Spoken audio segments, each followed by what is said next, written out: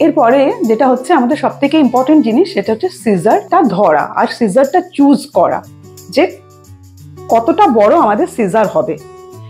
অনেকে আছে অনেক বড় সিজার নেয়, সেটা ঠিক নয়। আমাদের 6 থেকে 7 ইঞ্চি যেটা, সেই সিজারটা আমাদের নিতে হবে, যাতে আমরা এর কাজ করার সময় যাতে আমাদের কোনো প্রবলেম না হয়, ঠিক আছে। আর এই যে আমাদের 5টা আঙ্গুল থাকে, সেই আঙ্গুলের কাজগুলো হচ্ছে আমরা সিজারটাকে কিভাবে ধরবো। হ্যাঁ, তো সেই ক্ষেত্রে আমরা থাম যেটা, সেটা চলে যাবে এখানে, আর যেটা রিং ফিঙ্গার বলি সেটা চলে যাচ্ছে এখানে। এবার এখানে দেখো একটা টেল বেরিয়ে আছে। আমাদের এই যে middle finger, index finger and little finger, এটা আমরা এইভাবে ধরছি। সিজার যখন এইভাবে ধরছি তখন কোমটা থাকছে আমাদের হাতে।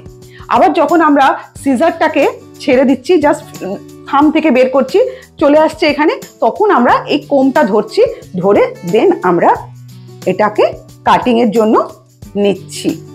সিজারটাকে যখন আমি কোম করছি, আমি কিন্তু কোমটাকে ফেলে দিচ্ছি না বা সাইডে রেখে দিচ্ছি না, তখন হাতেই থাকছে, কারণ সিজার আর কোম হচ্ছে দুজন বন্ধু, ঠিক আছে। তাহলে আমাদের এটা হচ্ছে প্র্যাকটিস। যখন আমরা হেয়ার কাটিং করব, তখন সিজার আর কোমটাকে কিভাবে ধরবো আর সেকশনিং ক্লিপগুলোকে কিভাবে রাখবো, সেগুলো সমস্ত টেকনিক, তারপরে তো কাটিং। তাহলে আজকে যে কাটিংটা আমরা করব সেটা লেয়ারের ওপরে যাবে, কারণ কি আমরা এর মুখ দেখব, চুল দেখব, কোন ধরনের চুলে কিভাবে কাটিংটা হবে সেটা আমাদের বোঝাটা খুব জরুরি।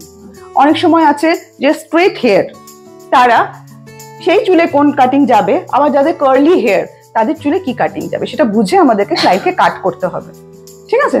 তাহলে চলো, এটা এই অবধি আমাদের বোঝা গেছে, এবারে আমরা কাটিংটা শুরু করবো।